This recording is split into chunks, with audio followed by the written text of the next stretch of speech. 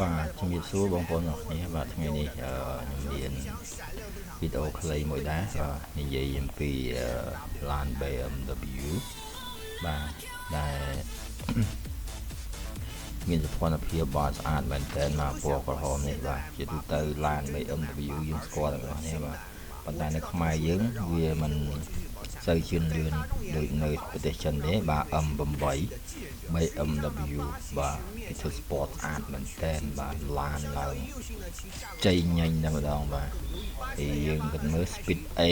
បាទ engine បាទអញ្ចឹងមិនថាវាមានលំនឹងបាទក្នុងការបើកបរហើយនឹងផ្លូវកោងបាទគឺវាមិនងាយនឹងឬចង្កូតឬក៏ឬកាឡាកង់របស់វានឹងគឺមានភាពហាប់ហើយនឹងបាទជើងក្រោមរបស់វានឹងគឺមានភាពល្អអត់ខ្ចោះបាទសឹងដូចអ្នកសដេសចង់ល្អជាងអ្នកសដេសទៀតបាទ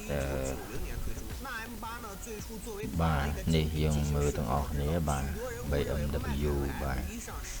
មានទាំងឡានប្រណាំង sport បាទមានគ្រប់បែបគ្រប់យ៉ាងមក sport មាន850 S70 S73 M8 បាទចំនួនចាស់បាទគឺបាទវាមានភាពចំណាស់បាទនៅក្នុងស្រុកចិនបាទក្នុងស្រុកចិនគឺនេះដែរបាទរហូតដល់2010មក2010យូរដែរណាច្រើនឆ្នាំដែរបាទពីជំនាន់មុនមកអញ្ចឹងបានន័យថាបាទប្រទេសចិនរស់ស៊ីមួយអាមេរិកមិនតិចឆ្នាំណាអញ្ចឹងយើងមើលអ្នកគ្នាបាទ CIS 850បាទវ៉ាវណែមើលកម្លាំងម៉ាស៊ីនវាមើលទ្រង់ទ្រាយម៉ាស៊ីនរបស់វាជំនាន់ចាស់បាទSport នេះគឺឡាន Sport ពណ៌របស់គេបាទ BMW របស់គេហ្នឹង M8 បាទជំនាន់ចាស់បាទយើងមើលតែបើយើងឃើញហ្នឹងមិនមែនថោកណាបាទទីច្រឡំថាធូរថ្លៃអីទៅហើយយើងមើលឥឡូវនេះ M8 ឥឡូវនេះបាទចេញឡាន Sport មកចុយនៃ E31 បាទហើយមើលរៀងលើខាងក្នុងរបស់គេនេះបាទវ៉ាវអូយដល់ការបានមានលុយទិញជិះណាបងប្អូន